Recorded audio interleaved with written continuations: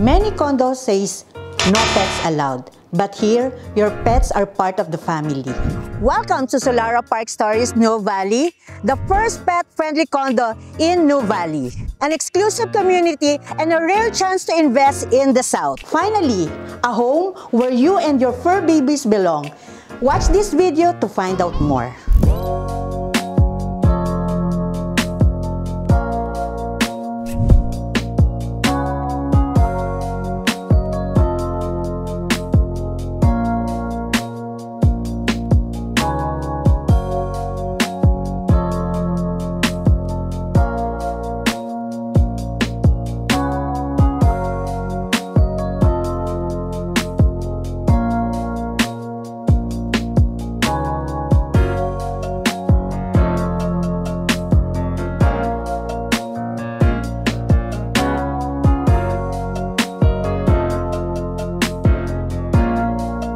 Guys, it's me, Jenny Lynn Deligos, also known as the Elegance Estates. I'm standing here right now at Solara Park Stories, New Valley, the first ever pet-friendly mid-rise condo here in New Valley.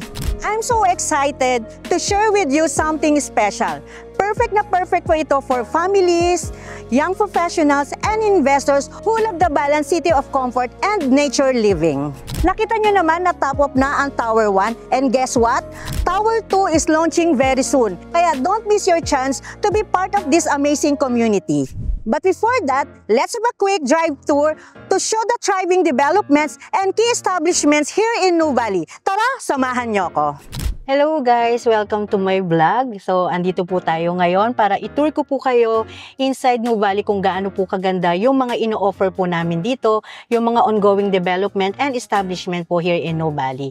So, ngayon, ang gagawin po natin is itutour ko po kayo papunta po dun sa Solara Park Stories New Valley at ipapakita ko po sa inyo yung mga existing na nakatayo na rin po nakatayo na po dito. So, tara, samahan niyo po ako. Right now, nandito po tayo sa Calax. One of the easiest way papuntang New Valley, lalo na kung galing ka ng Manila.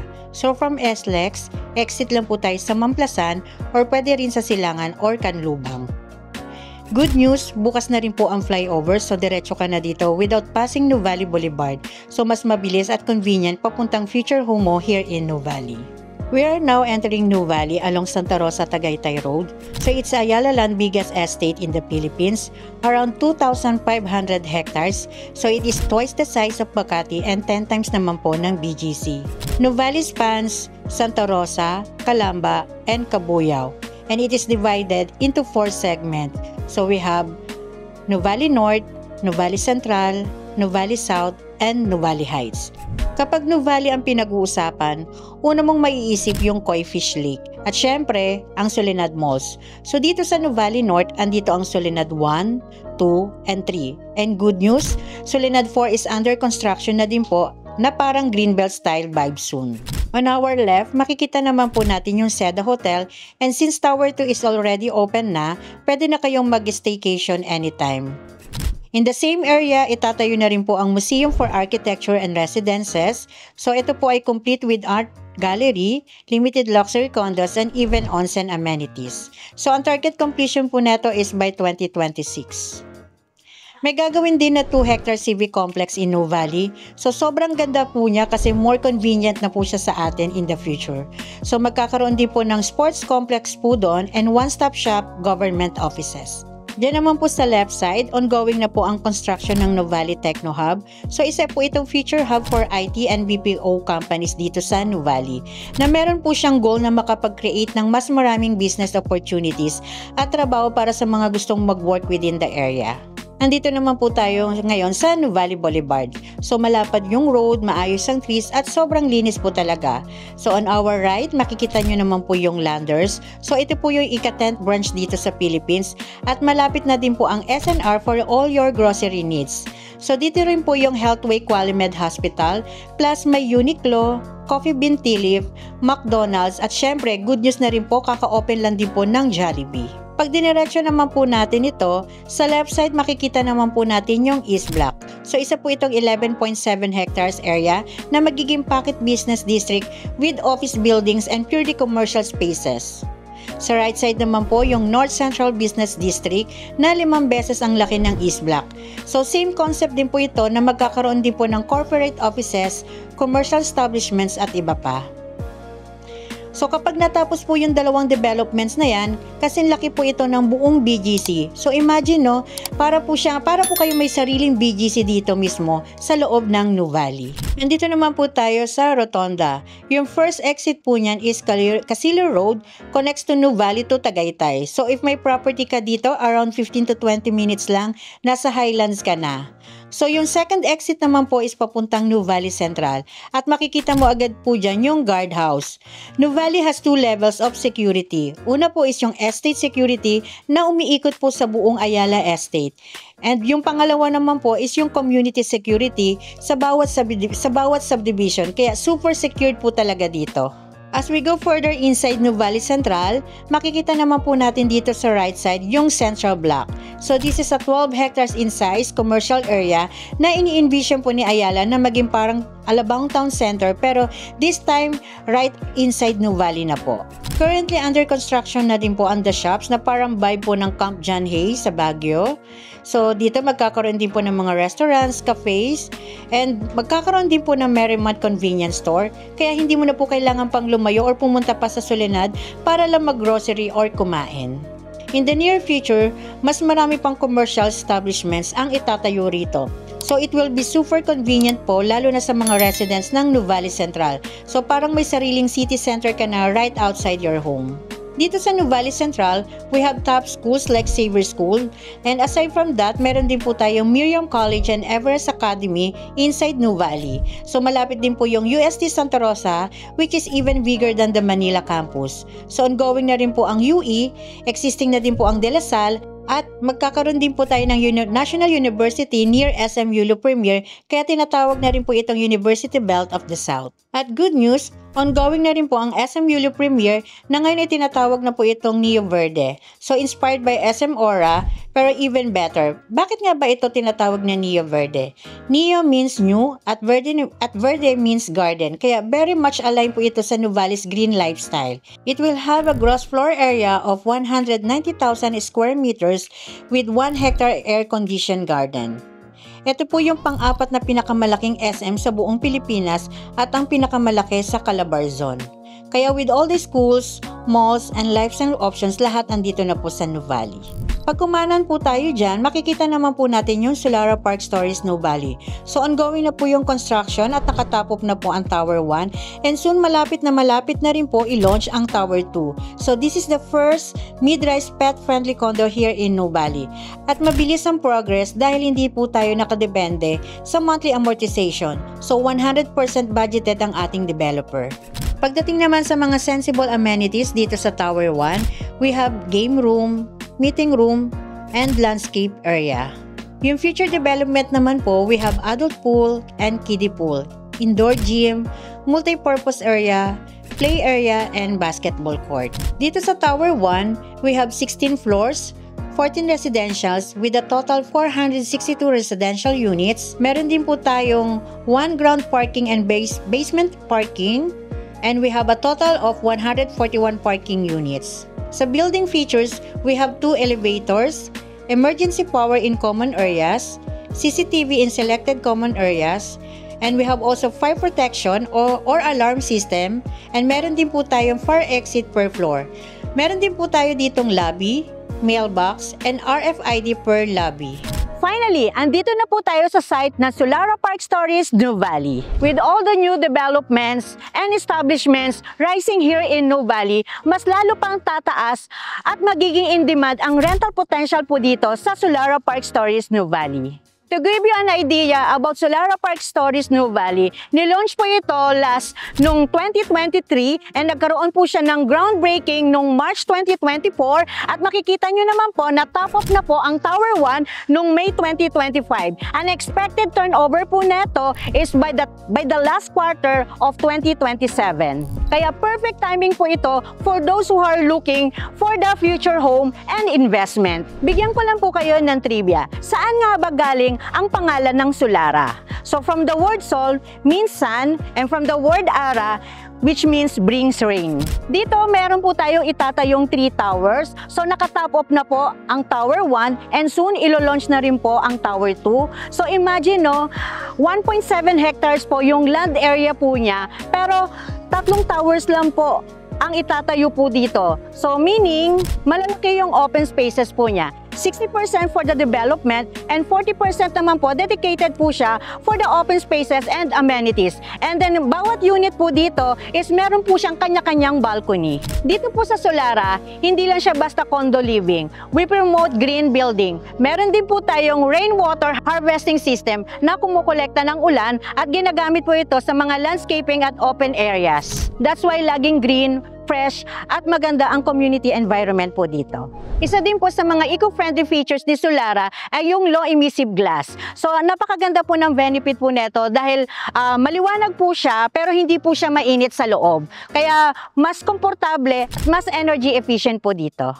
That's the promise of Solara Park Stories New Valley. Ngayon naman ay pupuntahan naman po natin ang ating showroom kung saan doon niyo po makikita yung Burr unit at dress-up unit ni Solara Park Stories New Valley na kung saan magkakaroon kayo ng idea kung ano po ba magiging itsura or kung paano mo po ba i-design ang iyong magiging future home or ng investment mo. Ngayon naman ay nandito po tayo sa showroom ng Solara Park Stories New Valley. So dito ipapakita ko po sa inyo kung anong meron po dito sa loob. Anyway, dito po sa likod neto itong ating showroom, makikita po natin dyan yung man-made lake kung saan andyan po yung pasyalan at dyan din po makikita kung saan po tayo nagpapakain ng mga koi fish. Yan. So may mga boat din po dyan. And then dito naman po sa harap ko, yan, makikita naman po natin yung parking saka very convenient po ito sa lahat ng mga namamasyal po dito. So tara, pasukin naman po natin ang ating showroom dito sa Solara Park Stories New Valley. Welcome to Avida Showroom. So as we go inside, makikita nyo po dito yung mga scale model na ino-offer po namin dito kay Avida.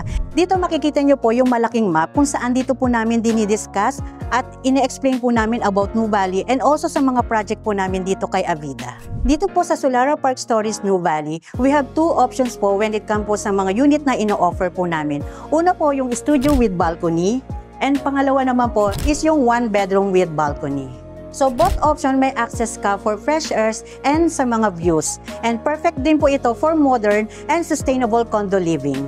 Unahin naman po natin ang Burr unit. So ito po yung actual turnover. Na once na turnover po sa inyo yung unit, so ito po yung makikita nyo po sa loob. So you have a freedom to style it according to your taste and to your lifestyle. So tara, pasukin naman po natin ang studio unit. So ito po yung studio unit po natin. So it's a 26.5 square meters. So as you can see, maluwag po. So maluwag po siya, very spacious po siya, and ang bubungad po agad sa atin is yung toilet and bath. So pagpasok po natin dito, ayan, so ceramic tiles na po siya, and then meron na po siyang provision for water heater, and then complete na po siya, complete features na po siya. Meron na po tayong sink and bowl, and meron na rin po siyang nakaabang na GCFI, so for safety outlet na once na matalamsikan po siya ng tubig, mag-automatic shutdown po siya. And then pwede ka rin maglagay po dito ng washing machine. So dito, paglabas naman po natin, pagpasok po natin ng living and dining area, as you can see, laminated na po yung flooring po niya. Ayan. So, meron na rin po tayo ditong mga outlet. Yan. As you can see, meron na rin po tayong dito yung kitchen niya, yung countertop. So, meron na rin po siyang upper and lower cabinet. Then, meron na rin po siyang nakaabang na GCFI. So, meron na rin po tayo dito na provision kung dito mo ilalagay yung ref mo. Ayan. May nakaabang na rin po siya na outlet. And, meron na rin po siyang kasamang sprinkle. And then, yung smoke detector. And then, yung height po niya is from floor to ceiling is 2.7. Then meron na rin po siyang nakaabang po dito, provision for the aircon. Then pwede ka rin dito maglagay ng another po kung gusto mo pong maglagay ng room. So meron na rin po siyang provision po dito. Then meron na rin po tayong access going to your balcony. And dagdag ko rin po yung kaninang diniscuss ko po kanina dun sa site is meron na po tayong low emissive glass na ibig sabihin po is kahit na pumapasok po yung liwanag po dito is hindi po siya ganun kainit. So ngayon pasukin naman po natin yung balcony. So dito naman po, pagpasok po natin ng balcony, ang luwag po niya. So yung sukat po neto around 3.5 square meter. So kung morning person ka na mahilig kang mag-coffee, pwede kang maglagay po dito ng table and chair. And then ang maganda ka dito is ramdam mo yung fresh air, tapos makikita mo yung mga views, yun. So feel ko lang po dito yung balcony kasi nga pwede kang maglagay ng dito kayo maglalaro ng pet mo, yan. Ngayon naman ay pasukin naman po natin ang one bedroom na merong 35.8 square meters. So tara, samahan niyo po ako at silipin po natin ang ating dress-up unit ng one bedroom. Ito po ay dress-up unit ng one bedroom para at least magkaroon kayo ng idea kung paano nyo po ba i-design yung unit nyo. So pagpasok po natin, ang bubungad po sa atin agad ay yung kitchen. So as you can see, meron na po siyang nakalagay dito na cabinet. And then yung kompleto na po siya, yung countertop with sink. Ayan po, so meron na rin po siyang dito lower cabinet. Then naglagay din po siya dito ng refs. Yan, dahil nga meron naman po tayong provision for the ref. Yan, nagkaroon din po siya dito ng cabinet. Yan. So sa pagpasok naman po natin is yung living and dining area. So dito po ang total po neto is 16.9 square meters, and then yung taas naman po niya is from floor to ceiling is 2.7 meters naman po. Spacious and stylish na rin po siya, kaya perfect po ito for bonding and entertaining po ng guests, and simply relaxing na rin po for a long day. So makikita nyo po dito, naglagay po siya ng table and chairs dito sa dining area. So naglagay din po siya dito ng, I think, frame po ito. Yan. So dito naman po is, since meron siyang provision for the dito sa TV, naglagay po siya dito, niya nilagay yung TV niya. Nagkaroon din po siya ng shelf. Yan. So pasukin naman po natin yung toilet and bath. So dito naman sa toilet and bath, ito yung gusto ko kasi ang laki niya, ang laki ng CR niya. So it's around 4.3 square meters. So ang ginawa niya po dito is nagkaroon po siya dito ng glass. So nagkaroon po siya dito dahil since meron naman po siyang partition. Yan, so meron na rin po siyang shower. Yan. And then may provision na rin kasi dito ng for water heater, pwede kang maglagay. And then dito meron na rin po siya, pwede mo ditong ilagay yung washing machine mo. Naglagay din po siya ng shelf dito. And then meron din dito sa sink niya is naglagay din po siya ng salamin.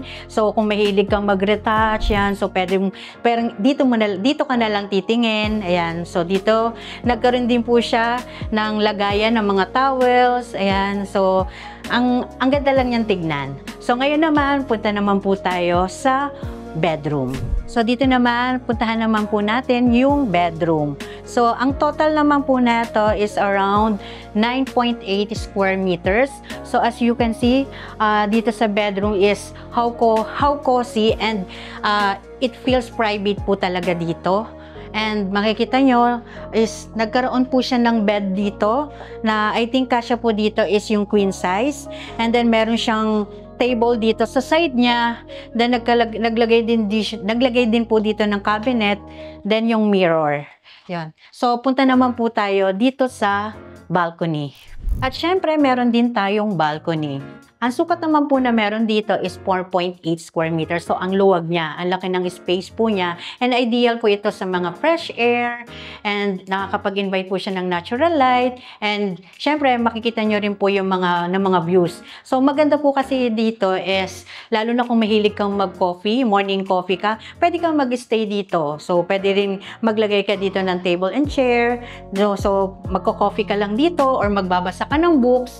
Yun. So, pwede rin since pet-friendly condo po dito, pwede mo rin maglaro kayo ng mga aso mo or ng pusa. So, ganun po siya, ganun kaganda po dito sa balcony. For the total contract price naman po, our studio with balcony is around 5 million to 5.7 million.